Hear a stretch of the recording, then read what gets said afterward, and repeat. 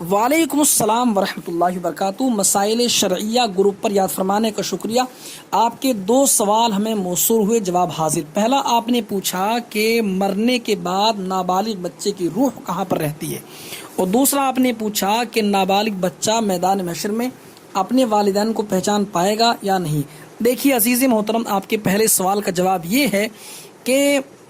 مرنے کے بعد چاہے نابالغ کی روح ہو یا بالغ کی روح ہو یا عمر رسیدہ کی روح ہو، مرنے کے بعد یاد رکھیے گا دنیا اور آخرت کے درمیان ایک اور عالم ہے جس کو عالم برزخ کہتے ہیں۔ اس کو اس طرح سمجھیے آپ کہ جب انسان کا انتقال ہوتا ہے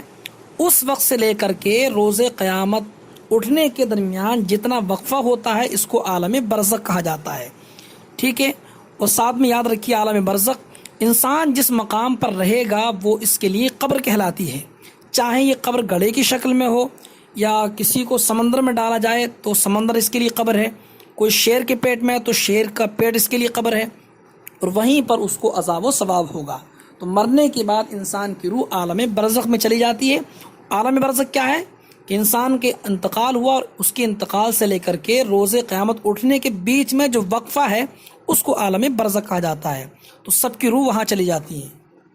اب یہ کہ حسب مرتبہ جو ہے مرتبے کے مطابق کسی کی بلندی پر ہوتی ہے، کسی کی زمزمی کنویں پر ہوتی ہے، کسی کہیں پر ہوتی ہے، یہاں تک کہ حضور صدر الشریعہ علامہ امجد علی رحمۃ اللہ تعالیٰ علیہ نے اس کی تفصیل فرمائی بہار شریعت کے اندر پہلے حصے میں، جہاں پر عالم برزخ کا بیان آپ فرماتے ہیں مرنے کے بعد مسلمان کی روح حسب مرتبہ مختلف مقاموں میں رہتی ہے، بعض کی قبر پر، بعض کی جو ہے زمزم شریف کے چاہ زمزم شریف میں، بعض کی آسمان و زمین کے درمیان، بعض کی پہلے دوسرے ساتویں آسمان تک، اور بعض کی آسمانوں سے بھی بلند، اور بعض کی روحیں عرش کے نیچے قندیلوں میں، اور بعض کی اعلیٰ علیین میں وغیرہ۔ اور جو کوئی قبر پہ آئے اسے دیکھتی اور پہچانتے ہیں مردے، اور اس کی بات سنتے ہیں۔ تو آپ نے سمجھ لیا مرنے کے بعد جو ہے عالم برزخ میں چلی جاتی ہے۔ اور عالم برزخ کیا ہے کہ انسان کا انتقال ہوتا ہے اس وقت سے لے کر کے روز قیامت اٹھنے کے بیچ میں جو وقفہ ہے اس کو عالم برزخ کہا جاتا ہے۔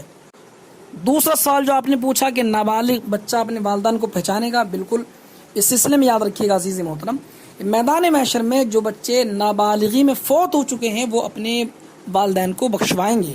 اللہ تعالیٰ کی بارگاہ میں عرض کریں گے۔ حدیث شریف کا مفہوم ہے، سرکار فرماتے ہیں صلی اللہ علیہ وسلم کہ وہ مچلے گا اللہ تعالیٰ کی بارگاہ میں نابالغ بچہ جو بلوغت کو نہیں پہنچا ہے، فوت ہو چکا، اگر مسلمان ہے اس کے والدین، تو وہ بچہ جو ہے اپنے والدین کی بخشش کروائے گا، اللہ تعالیٰ کی بارگاہ میں عرض کرے گا، اللہ تعالیٰ اگر چاہے گا تو